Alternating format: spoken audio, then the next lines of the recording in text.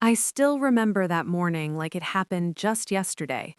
It was a Tuesday, nothing special about it. Just an ordinary Tuesday in our small house on the quiet lane near the old church. I was standing in the kitchen, same as every day. The kettle was whistling softly on the stove. I was making tea the way my husband used to like it. 2 sugars for him, none for me, even though he's been gone 12 years now. The sunlight was coming through the window above the sink, falling in thin golden lines on the wooden floor. Everything felt peaceful, quiet, normal. Then she walked in. Sophie, my daughter-in-law, my only son's wife. She was wearing her soft blue jumper and jeans, hair tied back neatly. But her face, something was different. She didn't smile the way she usually did. She didn't say, "Morning, Eleanor, tea on," like she always did. She just stood there in the doorway, arms folded across her chest, looking down at the tiles. I turned off the gas. The whistling stopped. Silence filled the kitchen. "Eleanor," she started. Her voice was low, almost gentle, but there was something heavy in it. "I think it's time you went to live with Margaret in the countryside." I heard the words. They entered my ears clearly, but for a few seconds my mind refused to understand them. "Sophie, what did you say?" I asked softly, thinking maybe I heard wrong. She lifted her eyes just enough to meet mine. Not angry, not loud, just calm, very calm. "We need the space, Eleanor. The house is getting small. Oliver is growing up now. He needs his own room. And you will be more comfortable there, with your sister, in the fresh air. Country life suits people your age." I stood there, holding the edge of the kitchen counter. My fingers felt cold, even though the stove was still warm. I looked at her face. She wasn't shouting, she wasn't being rude. She was speaking like she had thought about this for a long time, like this was the kind thing to do. And in that moment, instead of crying, I smiled.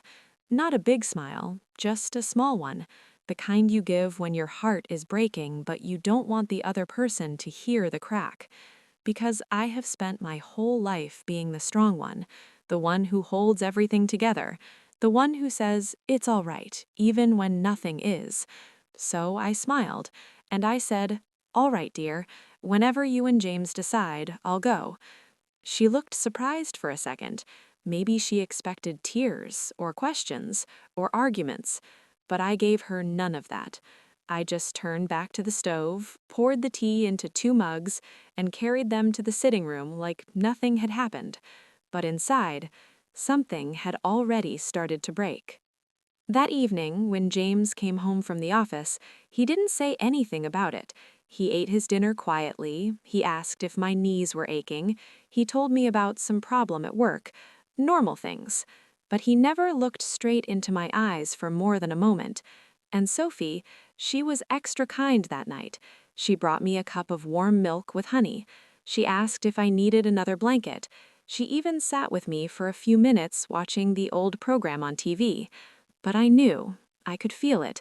Something had shifted, something big. Later that night, when the house was quiet and everyone was asleep, I sat on my bed in the small room at the back. The ceiling fan was turning slowly above me. The streetlight outside was throwing soft shadows on the wall. I opened the wooden box under my bed, the one where I keep old photographs, letters, my husband's watch, the children's first school drawings. I took out a small bundle of letters tied with a faded ribbon. They were not love letters, not birthday cards, just small notes my husband used to leave me when he traveled for work. Simple things. "I miss your tea. Take care of James. Love always." I held them in my hands, and for the first time in many years, I started thinking about the past. Really thinking. Because that morning, when Sophie asked me to leave, it wasn't just about space. It wasn't just about the house being small. There was something else, something she had been carrying inside her for a very long time, something she had hidden from me for 15 long years. I didn't know it then, but the truth was about to come out, and when it did, It changed everything I thought I knew about my own family. To understand why Sophie's words hurt so deeply that morning, you have to know how we got here. How a house that once felt full of laughter slowly became quiet. How a family that seemed so close started to drift, inch by inch, without anyone saying it out loud. My name is Eleanor. I was born in a small village not far from here, the same one where my sister Margaret still lives. Back then, life was simple. My father worked in the mill, my mother kept the house and the garden. I was the middle child. 2 brothers, 1 sister. We didn't have much, but we had each other. And I learned early on that family is the one thing you never let go of, no matter what. When I was 22, I met Thomas. He was kind, quiet. He worked as an accountant in the city, but he came home every weekend to see his parents. We met at a church fair. He offered me a cup of tea when it started raining. We talked for hours under a tent while everyone else ran for cover. That was the beginning. We married a year later. Small wedding, just family and a few friends. Thomas got a better job in town and we moved into this very house, number 17 on Willow Lane. It was tiny then, just 2 bedrooms, a narrow hallway, and a kitchen where you could barely turn around, but it was ours. James came along 2 years later. He was a quiet baby, big brown eyes like his father. He didn't cry much, he just watched everything. I remember holding him in the rocking chair by the window, singing the same lullaby my mother used to sing to me. "Sleep, my little one, the stars are watching over you." Thomas would stand in the doorway, smiling, saying nothing. Those were good years. We never had more children, not because we didn't want to, but after James, things became difficult. The doctors said it was best not to try again. So we poured everything into our one boy. School plays, football matches on Saturdays, helping with homework at the kitchen table. Thomas taught him how to ride a bike in the lane behind the house. I baked apple pies for his birthdays. We were a small family, but we were whole. Then Thomas got ill. It started with tiredness. He'd come home from work and fall asleep in the armchair before dinner. Then the chest pains. One evening he said, "Eleanor, I think something's wrong." We went to the doctor the next day. Heart condition. They tried everything. Medicine, rest. But 12 years ago, on a cold November morning, he slipped away in his sleep. Peaceful. No suffering. Just gone. I was 56 then. James was 24. He had just started his job at the insurance company. He moved back home for a while to help me. We grieved together, quietly. We didn't talk much about it, we just carried on. Made tea, watched the news, watered the plants Thomas loved. A few years later, James met Sophie. She worked in the same building, marketing department. Bright, organized, always smiling. She came to the house for Sunday lunch the first time. Nervous, but polite. She brought flowers, yellow tulips. I put them in the blue vase on the windowsill. We talked about her family. Her parents lived in Scotland. She had a younger brother. She asked about Thomas. I told her a few stories. She listened. Really listened. They married in a small ceremony by the river, just 30 people. Oliver came 2 years after that, a beautiful boy with James's eyes and Sophie's smile. The house came alive again, crying at night, toys on the floor, laughter in the mornings. I helped with everything, babysitting when Sophie went back to work part-time, cooking meals, reading bedtime stories. I felt useful again, needed. But slowly, things began to change. It wasn't one big moment, it was small things, little by little. Sophie started redecorating. First the sitting room. New sofa, new curtains, then the kitchen. White cupboards instead of the old wooden ones. I didn't mind, it was their house too, but I noticed she moved my things. My old teapot went to the back of the cupboard. My recipe book was put on a high shelf I couldn't reach easily. Small things. I told myself it was modernizing, progress. Then the conversations changed.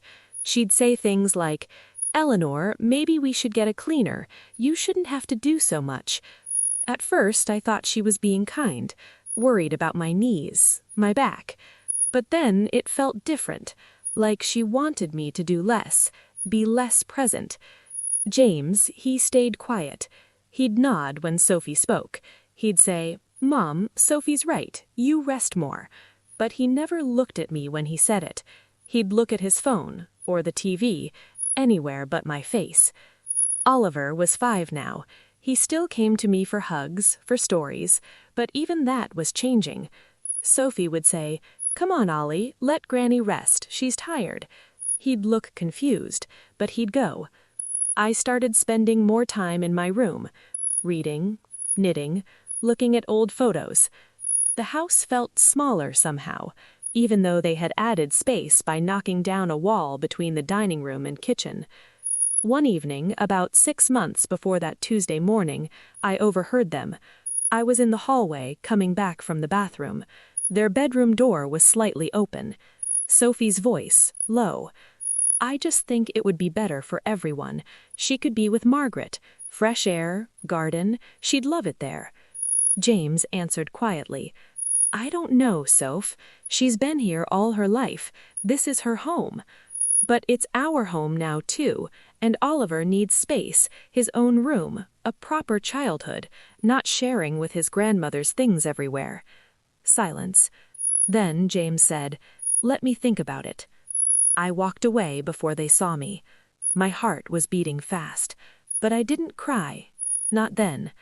I went back to my room, sat on the bed, looked at the photo of Thomas on the dresser.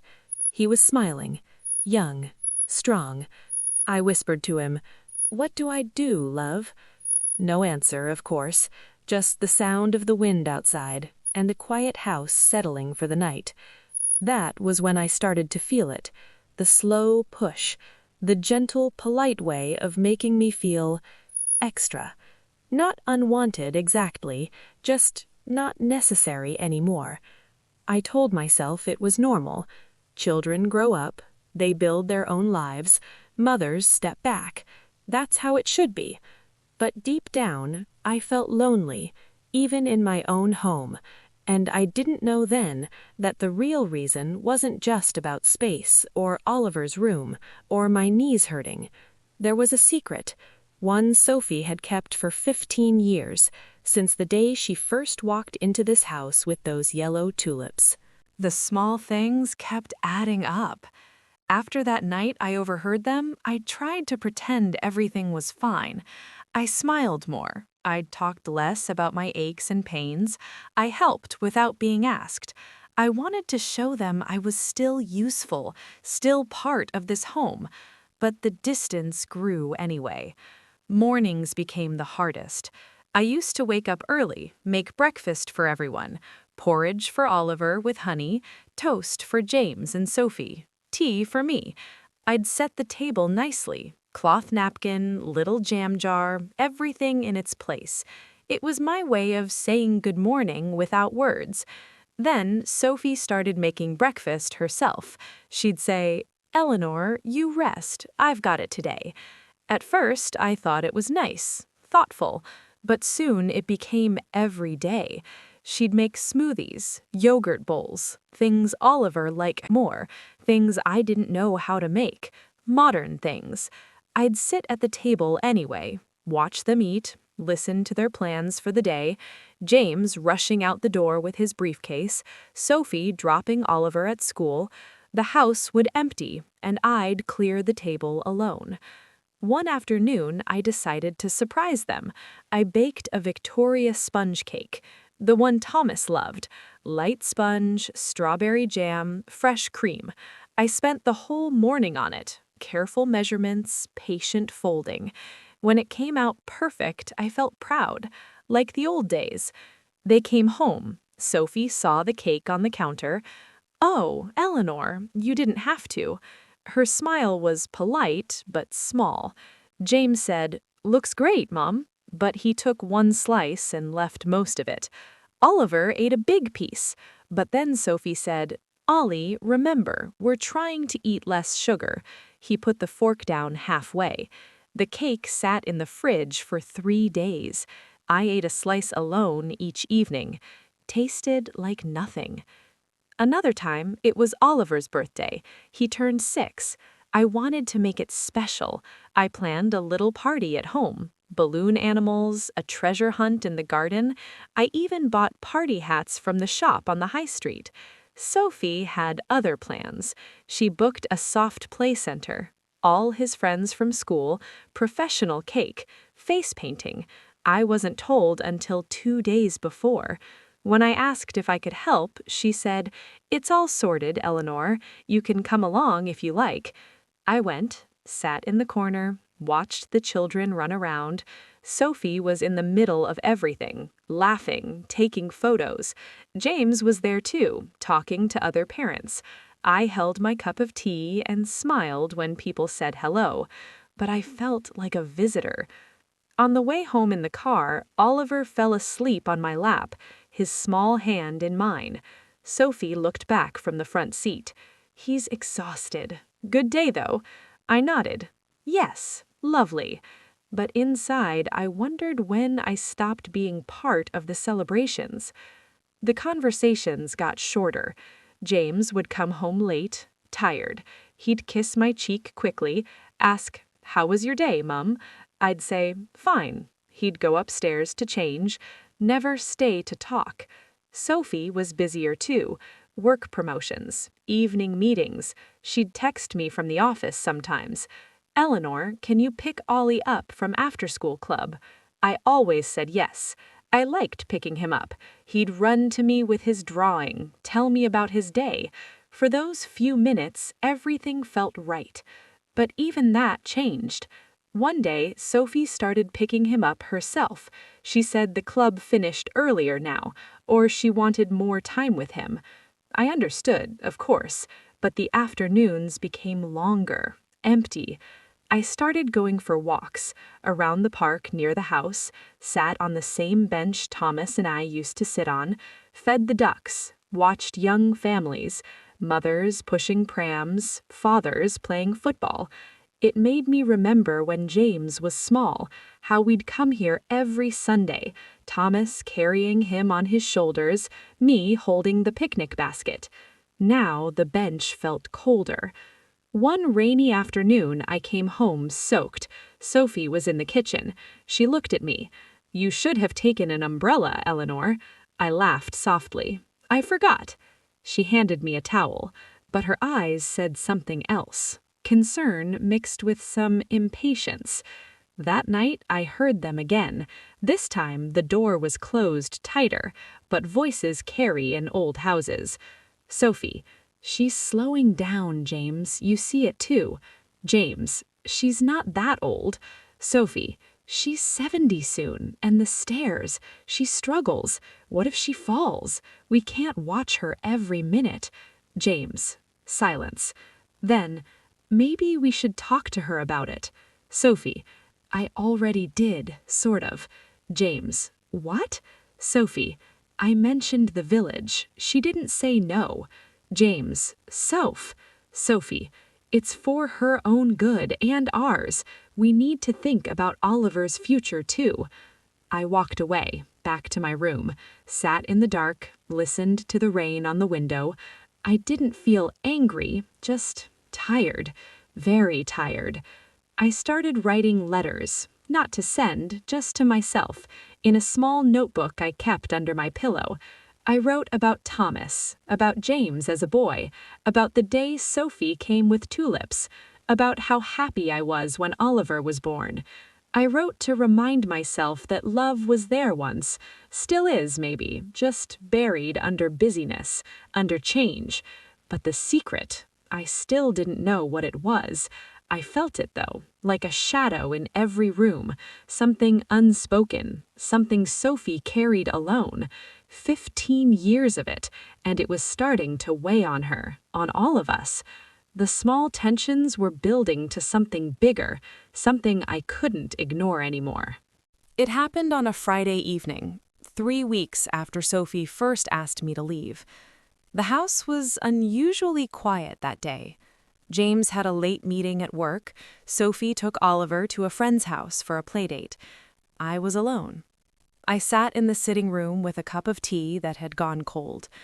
The clock on the mantelpiece ticked slowly. Each tick felt louder than the last. I decided to tidy the attic.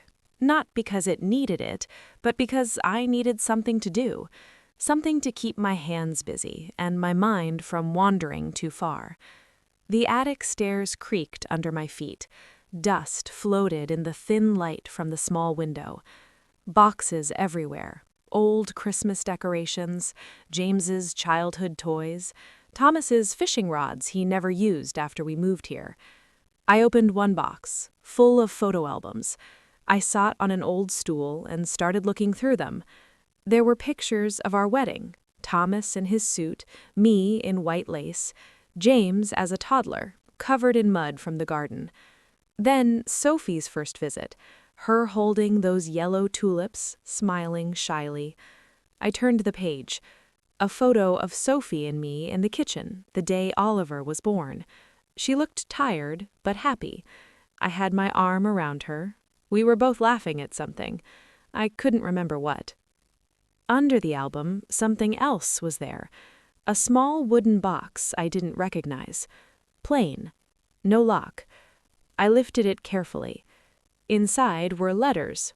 Not Thomas's, not mine.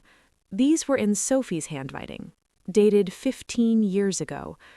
The first one was from just before their wedding. I shouldn't have read them. I know that.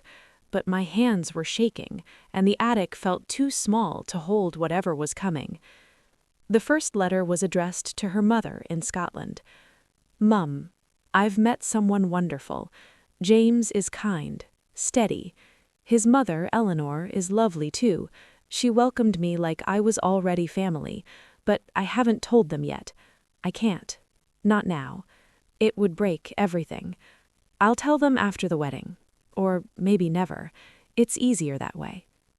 My heart started beating strangely. Faster. Then slower. I turned to the next letter, dated 2 months later. Mum, the wedding was beautiful. Eleanor cried when she hugged me. She said I was the daughter she never had. I smiled, but inside I felt sick. The secret is getting heavier. James doesn't know. No one knows. I keep thinking, what if they find out? What if Eleanor finds out I lied about my past, about who I really am?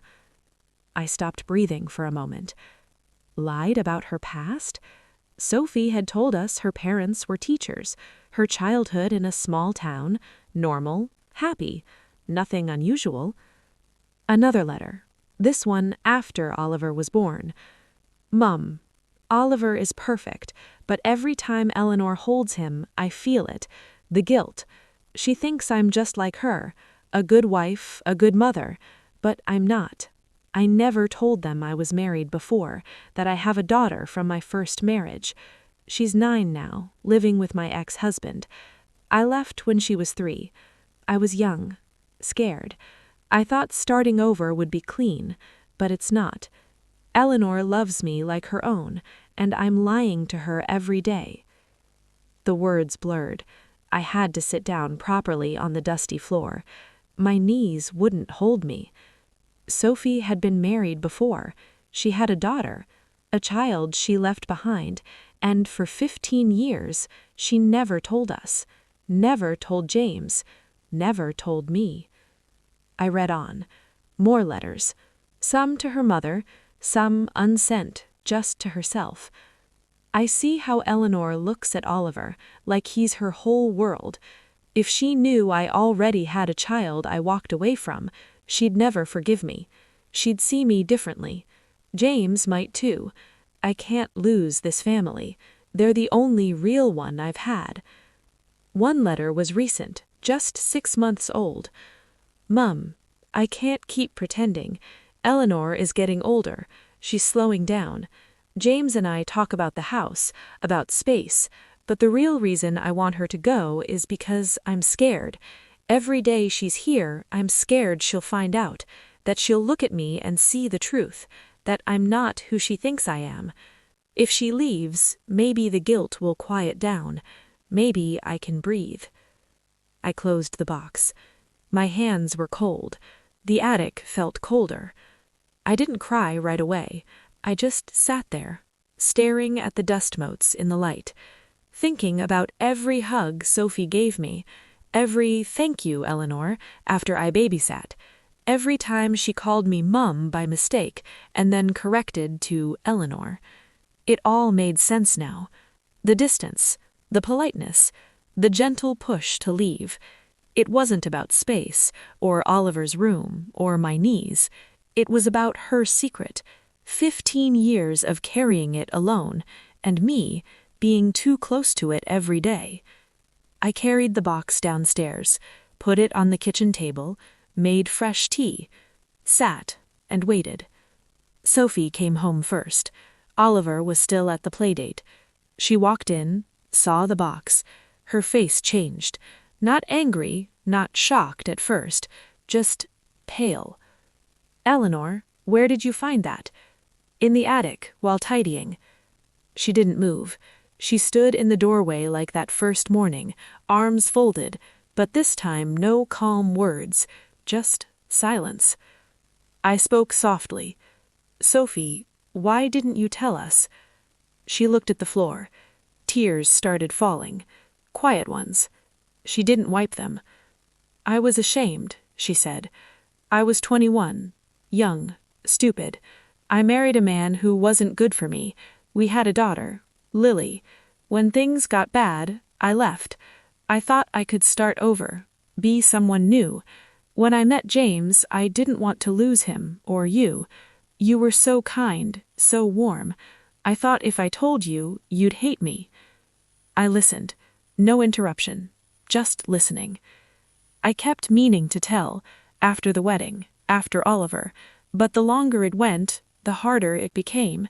I was scared you'd see me as a bad mother, that you'd take Oliver away somehow, or that James would leave, so I buried it, deep. But it never went away. She looked up at me then, eyes red, voice breaking just a little. "And now, every time you're kind to me, it hurts more, because I don't deserve it. That's why I said you should go to Margaret's, not because I don't love you, but because being near you reminds me of what I did, what I'm still doing." I didn't speak right away. I let her words settle. The kitchen clock ticked. Rain started tapping the window. Finally, I said, "Sophie, you have a daughter, Lily. She's how old now?" 18, she whispered. "She lives with her dad. I send money. I call sometimes, but I don't see her. She doesn't want to see me." I nodded slowly. "Do you miss her?" "Every day." Her voice cracked. "I miss her so much it aches, but I thought if I built this new life, maybe the pain would stop." It didn't. I reached across the table, took her hand. It was cold, trembling. "Sophie," I said, "I'm not going to hate you. I'm sad, for you, for Lily, for the years you carried this alone, but hate? No." She looked at me like she didn't believe it. "You're still the girl who brought tulips to my door," I continued. "You're still Oliver's mum, James's wife, my daughter-in-law. That doesn't disappear because of mistakes you made when you were young." Tears fell faster now. She covered her face with the other hand. "I'm so sorry, Eleanor. I'm so sorry." I stood up slowly, walked around the table, put my arms around her. She cried into my shoulder, like a child. Quiet, deep sobs. I held her, the way I held James when he was small, the way I wished someone had held her back then, when James needed to walk away from a bad marriage. When James came home later, we told him together. He sat quietly, listened. His face went through everything: shock, hurt, confusion, but no anger. He took Sophie's hand, held it tight. "Mum," he said to me, "I don't know what to say. You don't have to say anything tonight, we'll talk tomorrow, and the day after, as long as it takes. That night, the house felt different. Not fixed, not perfect, but honest. The secret was out. 15 years of hiding ended in one rainy evening. And strangely, I didn't feel broken anymore. I felt seen. And maybe, just maybe, so did Sophie. The days after that Friday felt like walking on new ground. Not steady yet, but not crumbling either. We didn't rush anything. No big family meetings, no shouting matches, no dramatic apologies in front of everyone. Just quiet conversations, one at a time, like mending a torn cloth, stitch by stitch. The first morning after Sophie told us everything, I woke up early as usual, made tea, 3 mugs this time. I set them on the kitchen table, sat and waited. Sophie came down first. Her eyes were puffy from crying. She stopped in the doorway when she saw the mugs. I patted the chair next to me. No words, just a small gesture. She sat, took the mug, held it with both hands like it was keeping her warm from the inside. "I didn't sleep much," she said quietly. "Neither did I replied. We sat in silence for a while. The clock ticked. Birds started singing outside. Then she spoke again. "Eleanor, do you really not hate me?" I looked at her, really looked, at the lines around her eyes that weren't there when she first came here, at the way her shoulders carried weight no one should carry alone for so long. "I don't hate you, Sophie. I'm hurt for Lily, for you, for the years you spent hiding, but hate? No. That would only make the hurt bigger." She nodded slowly. Tears came again, quiet ones. She wiped them with the back of her hand. "I want to fix it," she whispered. "Not all of it, I know I can't, but I want to try." I reached over, squeezed her hand. "Then we try. Together." James came down soon after. He looked tired too, but calmer. He sat across from us, looked at Sophie, then at me. "I talked to Sophie last night," he said, "after you went to bed. We cried. A lot. But we also talked. Really talked." I nodded. "I'm glad." He took a breath. "Mum, I'm sorry for not seeing how much this was hurting you, for letting things drift, for not standing up sooner when Sophie started talking about you leaving." I shook my head gently. "You were trying to keep peace, build your family. I understand that. But I should have protected you too," he said. "You're my mum." The word hung there. Simple. True. We drank our tea slowly. No one rushed. When Oliver came down, rubbing his eyes, he saw us all at the table. He climbed onto my lap without asking, like always. "What's everyone doing up so early?" he asked sleepily. "Just talking, love. Family talk." He nodded, as if that explained everything. And maybe it did. Over the next weeks, things changed in small, careful ways. Sophie started opening up more, not all at once, a little each day. One evening, she showed me a photo on her phone, a girl with dark hair and serious eyes. Lily, 18 now, in a school uniform, smiling but not fully. "She's at university," Sophie said, "studying art. She wants to be a painter." I looked at the photo for a long time. "You have her smile," I said. Sophie's eyes filled. "I wish I could tell her that." "Maybe one day you can," I replied. We talked about Lily often after that, not to push, just to let the name exist in the house, to make her real again. James helped too. He started coming home earlier, sat with me in the evenings, told me about his day, asked about mine. We looked at old photos together sometimes, laughed at how young we all were. One weekend, he suggested we all go to Margaret's in the countryside, not to leave me there, just to visit, to breathe fresh air, to be together. We went. Margaret was surprised but happy. She made her famous shepherd's pie. We walked in the fields. Oliver ran ahead picking flowers. Sophie walked beside me, not saying much, just walking. At one point, she stopped, looked at the sky, then at me. "Thank you," she said, "for not turning away." I linked our arm through hers. "Thank you for telling me."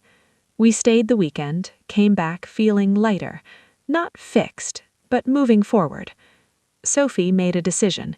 She wrote to Lily, a long letter, honest, no excuses, just truth, regret, love. She didn't expect an answer right away, or ever, but she sent it, and waited. Weeks passed, no reply at first, then one day a short message on her phone, from Lily. "I got your letter.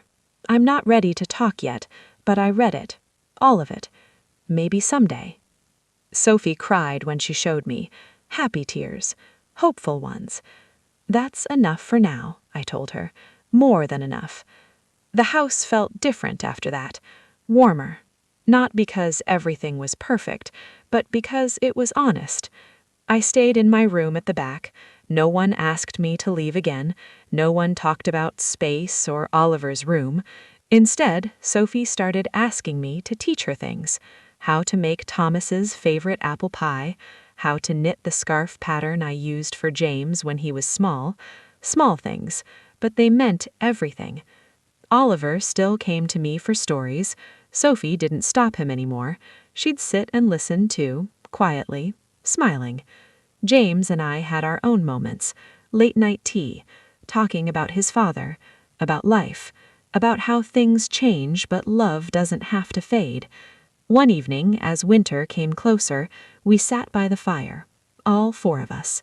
Oliver on the rug with his drawing book, Sophie knitting badly but trying, James reading the paper, me in my armchair.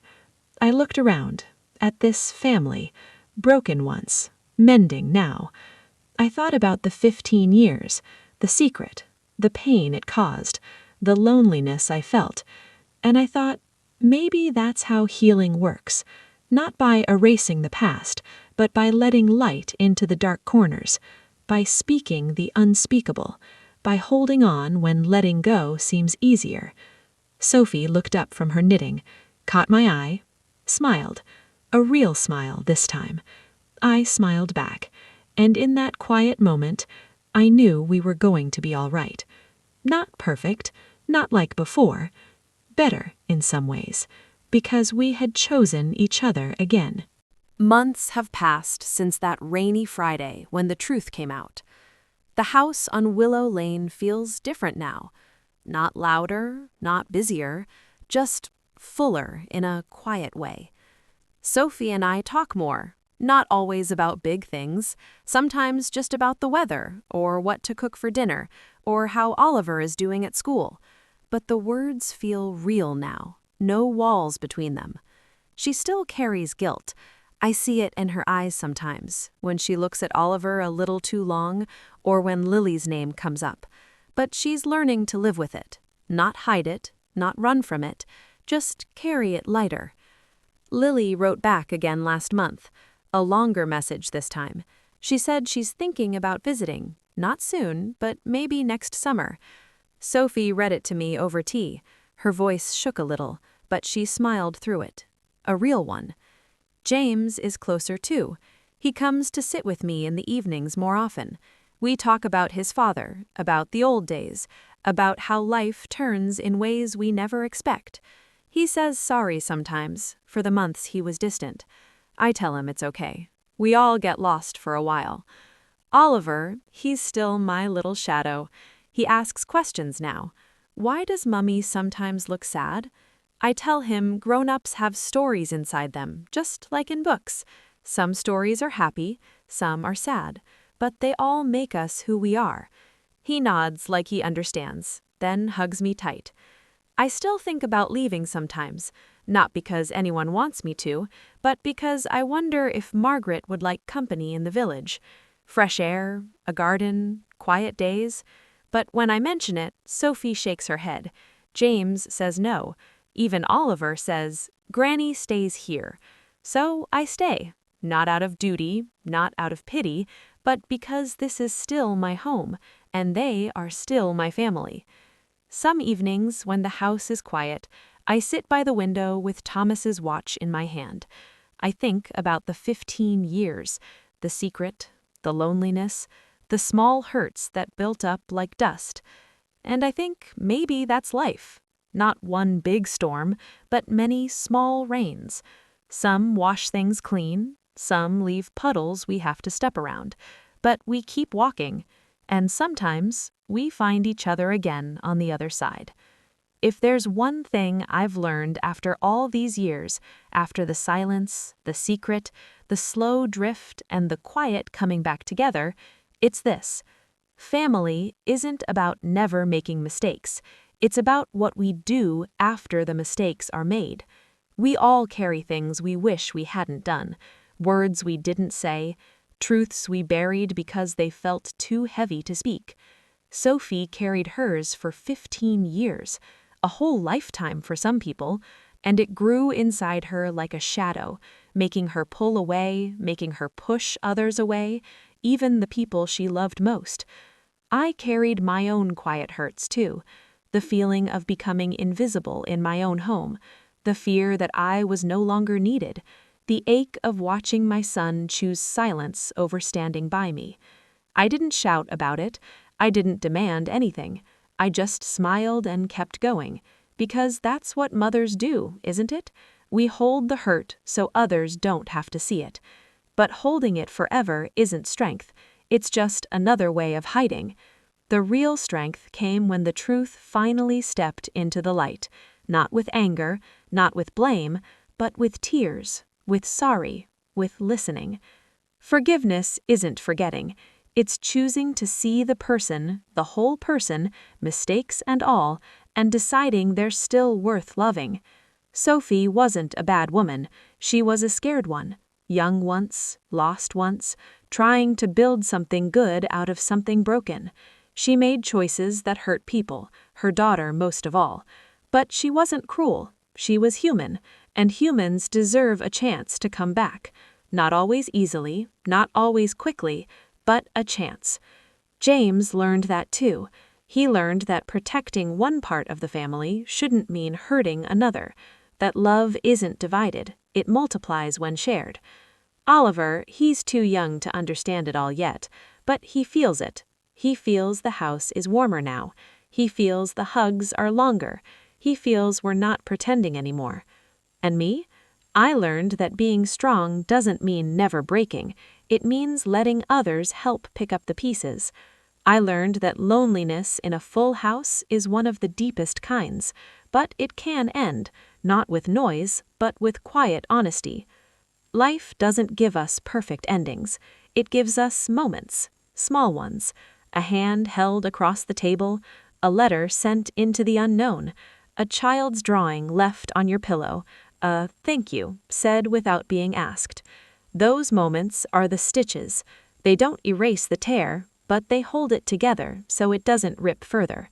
If I could tell my younger self anything, it would be this: speak sooner, listen longer, hold space for the hard truths, because secrets don't stay buried forever. They either come out and break things, or they come out and heal them. And if you're carrying something heavy right now, a regret, a lie, a hurt no one knows about, know this: the weight gets lighter when you share it. Not all at once, not with everyone, but with someone who loves you enough to sit with it, to cry with it, to stay. Family isn't the people who never disappoint us. It's the people who, when they do, we choose to keep walking beside anyway. We're still walking, Sophie, James, Oliver, and me. Sometimes we stumble, sometimes we rest, but we walk together now, and that is more than enough.